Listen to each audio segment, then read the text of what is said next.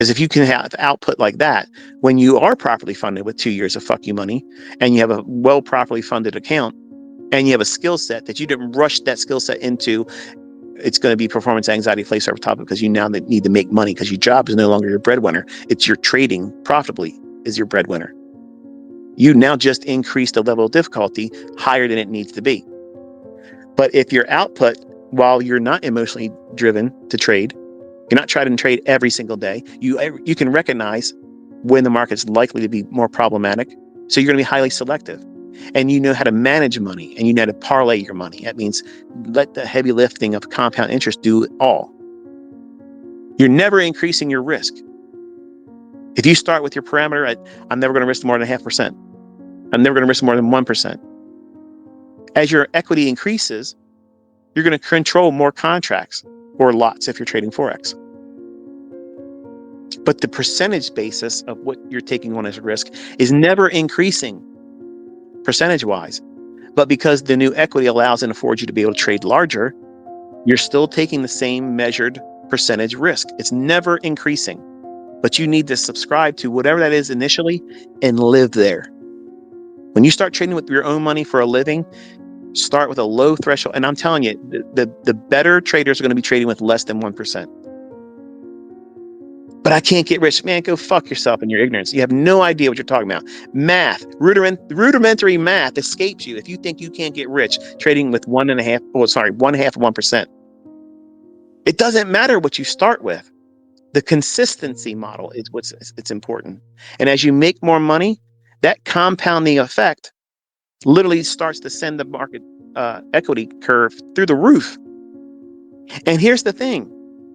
If you live below your means for 5 years in that condition, you allow yourself to build a huge net worth.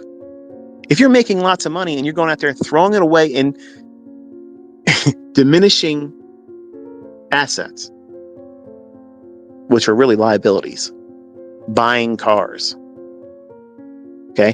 Buying cars, buying toys, when that money could be put into interest-bearing vehicles, that's financial illiteracy too. If you're financially illiterate, you can make a lot of money and be broke real fast. And there's a few of them on social media right now that it's going to be a wonderful case study to see him right back in a poorhouse. and they can't even see it coming. But they're going to smile on the camera and say, "You can't take it with you." They can't take it with them, but they can't hold on to it either. New money rarely holds on to money. It happens like that.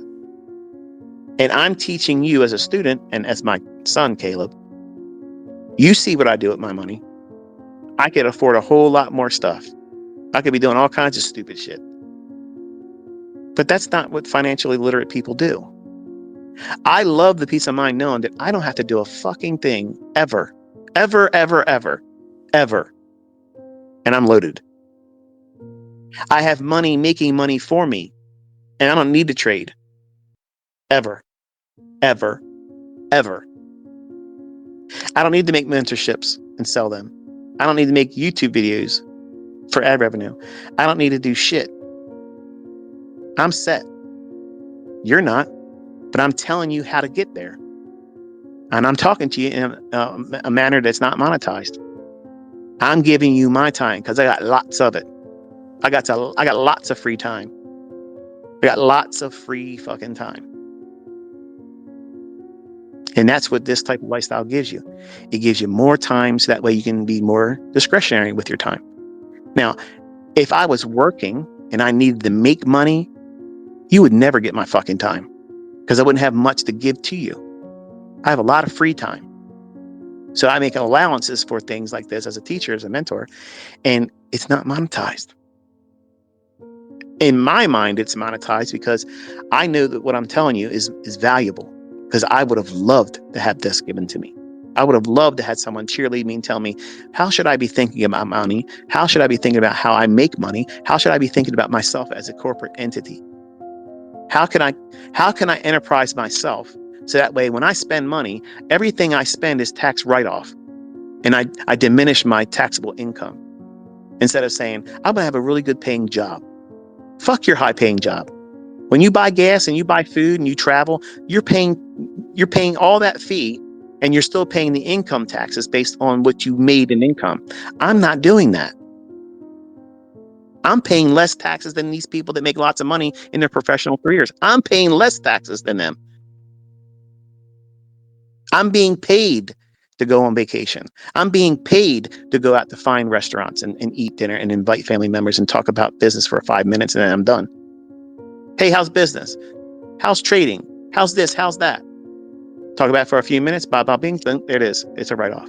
If I have something catered, it's 100% write-off. When you have a function for your family, you can't write that off. It's just coming out of your pocket because you're financially illiterate. Most people are not told these things. They're not taught. They're not aware that there's a way that you can live your life as a corporate entity. You're an enterprise. When you live differently like that, everything you do, you're rewarded with having to pay a less tax bill because you're spending the money. Well, when you have a job and you have more money, than most people because you have a high paying job, yeah, you're spending money too. Most people do. They like to keep up with the Joneses, the expression is, trying to live up to the expectations of looking equal, if not better, than your neighbors. There ain't nobody in my fucking neighborhood's got as much money as I got. None of them. And I'm not trying to keep up with anybody. I'm content. I spend most of my days in pajamas, walking around in my house, doing what the fuck I want to do, being introverted. I'm an introvert. I'm not a person that runs around and tries to get attention. I don't care what people see me have or what they think I should have. I'm comfortable in my own skin. Some of you aren't going to be like that. Some of you want to be extroverts. You want to be out there in everybody's face with what you're going to do. It's you. That's not me. My son Caleb is like me. He's introverted. He's not real talkative. You can clearly hear that. The boy has been celibate his entire life. He's had girlfriends, but he's been celibate. He's not been with anyone yet by choice, because he wants that one person that he feels connected to. So there's a lot of characteristics that I have that he has. And I'm trying to do the best I can as his dad, knowing how I hurt myself as a young man when I started making lots of money. I'm trying to prepare him, because if he sees lots of money fall into his hands by his own efforts, I don't want to see him change for the worse. And money tends to do that. Money tends to corrupt, twist up, and change the perspective of wholesomeness to that of ego, pomp, arrogance, self-centeredness, and desire to be looked up to and worshipped. And that's all the characteristics I adopted as a 20-year-old when I started making money. I would have been a menace on social media back then. Like, it would have been nuts. And that's the things I don't like about myself. I don't like those things. And I can tap into that sometimes to get things all stirred up, to get people paying attention and draw more people to the channel or to this Twitter space stuff. And I can teach them. And then I get new testimonies of how, wow, I didn't believe in you in the beginning. And I challenged this whole notion of what you think is making the markets go up and down. And now I'm convinced of it. And here's my payouts I just made. Thank you so much. Wonderful. Wonderful. No mentorship fees paid. No worship. No handshaking and glad handing in public. Not necessary. I want to invest in all of you, and I want to see what you do with it. That's what this is. That's the economy here. You don't pay me. If you find something of value, just tell me thank you. That's it. That's all you got to do. That's it. And then show me what you did with it. And if it's a fucking car or a house, whatever, man. I'm not interested in that. I want to see, I helped this family. I helped my family members do this. I paid their mortgage off. They would have never been able to do this. They're making barely ends meet. And now I just removed the highest bill for them by paying off their mortgage. Wonderful. How wonderful. How absolutely wonderful for you to be a blessing like that for other people. And when you do stuff like that, it makes you feel good. If it makes you feel good, do it. Because you're helping other people and you're encouraging them. And that is the best reward that you could ever give me, or payment. I get all the time people in the comment section, I don't know why you're doing this for free, but I wish I could figure out how I could repay you. I just told you how to do it.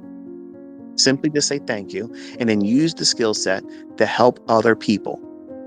That doesn't mean start a mentorship and make money off them. I'm helping them by teaching them. Why? Why the fuck are you in business with ICT Concepts as a mentorship when I have it for free? You're not helping people. You're fleecing people. Helping people would be make money and say, find somebody in your neighborhood that needs something. They got one income, a child that's probably ill, and they just lost their vehicle, and they don't know how the hell they're going to get a car to replace it. So that way, that one breadwinner can get back and forth to work, and you buy them a car. That's not you buying a car. That's you helping them meet a need. I weep when I see stuff like that. When testimonies are shared like that with me, I love that, because that's you doing what I was hoping people would do with this. I am not impressed when people sit there and flaunt, yeah, I got this, look where I'm living at now, and they're walking around their fucking videos, walking around and panning their phone around so they can see where they're at. That is disgusting to me. I'm repulsed by that shit. I don't give a fuck about what you own, what you have, and what you can afford, because I can buy and sell everything you have. I don't do those things, and I could. If anybody in this fucking community can do that, I can, and I don't do those things. I don't live my life like that, and I'm not impressed by other people that do that. And you shouldn't be impressed by it either. But principle-oriented people that find ways to invest in other people so that way they can help other people up, that's what it's all about. That's what this is about. How you can impact someone else's life for the better from what you've acquired by learning how to do this. It's easy to help other people when you have lots of money. And it feels good doing it. It feels good doing it. You encourage someone. Imagine all the toxicity that's on social media. I'm saying this when I'm done. All the toxicity that comes out of everybody's fucking posts with their mouths as they're in video and audio, that they're trying to tear down somebody else. They're always trying to tear somebody else down. Always. Social media is that's what it's for. Division. How often do you see people on social media looking towards helping lift up, encourage one another? That ain't happening in trading. Not in trading by far and large. It happens in our community. But outside of it, it's too competitive. Nobody can shine because the weak-minded little dick guys, they get all bent out of shape. I'm not getting any attention. I'm not getting any attention. Somebody found some recognition over here, and I got to get involved in that with some kind of drama bullshit. And all it does is puts a spotlight on them, how little dick energy they have, and they have nothing of real worth. You feel dirty, you feel like you need a shower, and you feel drained after watching their content. How the hell does anybody want to come back to watching stuff like that? You're not edified. You're not encouraged. You're watching them suck themselves off in public. And they want to be tipped for it. You investing in other people's lives, encouraging them, investing in something that they can't make a need be met. And you step right on in there like an angel. They didn't expect it. You didn't expect it. The opportunity presents itself and you swoop right on in there. Done. It's handled. And you don't make it a big deal about it. You don't say, look what I did over here, guys. This is a person I just had to help this family out. Don't do that. And if you share these testimonies, I notice what I said here. I've said things that I've had my students tell me they did, and they proved it. It's not just talking points. They don't go on social media to get credit for it, but they just sent a testimony to me and say, hey, look, because of what I learned from you, I was able to help this family. I was able to build this hospital in my village. I was able to build this facility that helps elderly people with illnesses. I have my name. I have my name over wings of medical establishments in other countries. I don't deserve that. I don't deserve that. But that's what people have done with this. And that to me is amazing. That's amazing. I'm impressed by that. I am brought to tears with that, because that's you making a real impact. And it's not about you. It's not about me, and it's not about money. You're doing something for your neighbor, for your brother, for your sister, and you're making an impact that's positive. And anybody that knows that you had anything involved in that, you know what they think of you? They think so much more than you want people to look at you when it's all about you being good about making money and trading. You want to be a rock star, superstar young man doing this. You want to be looked up for that. But I'm telling you, that shit doesn't shine long. It doesn't last. But when you live your life principally oriented, and you live like this and invest in other people that need, everyone that sees you do that, you really are a fucking king. You really are a GOAT, the greatest of all times to ever do it, because you're living outside your own skin. You're doing something for other people's embetterment, and you're not asking for anything in return. That's the highest form of servitude and stewardship, and you can't get better than that. You can't get better than that. That's the kings. That's the queens. That's the people that deserve recognition, but they don't ask for it, and they don't ever afford the opportunity to receive it. They do it privately. It's between them and God and the people they blessed. That's what it's all about. That's why I'm here doing this. That's why I do it. And that's why you never get a response when you tell me, here's my Audi R8 I bought. Here's my new house I bought. Yeah, I see it and I don't reply. That repulses me. It makes me fucking sick when I see that. That's not what I did this for. That's not why I do it. You could never buy anything enough or spend enough money to ever impress me. It ain't going to happen. But when you touch other people's lives and you encourage them and you give them that little spark to say, look, I know it's off right now and things are difficult right now, but I feel led to do this for you. And I don't want nothing in return. So please let me bless you. And then here it is, it's done. And you fill a void in their life that they can't find an answer for. And you watch how the Father blesses you. Whether you believe in God or not, he's going to show up in your life. And if you believe in him, he's going to show up and make it known openly. He's going to openly reward you. Don't demand that it's done in public. Don't expect it to be done in public. But if you live your life like that with this, you have no idea how it keeps coming back to you. It just keeps coming back. It just keeps coming back. And you can't do anything with it. It just overflows. So you might as well get used to finding other people that you can bless with, because the splash over, it's got to fall on somebody. And if you've been entrusted with this much and you do it well, being a good steward with it, and you invest in other people's lives and you touch them financially and you reward them with encouragement, say, listen, I know I was exactly where you are right now. Imagine what you could have started in that life.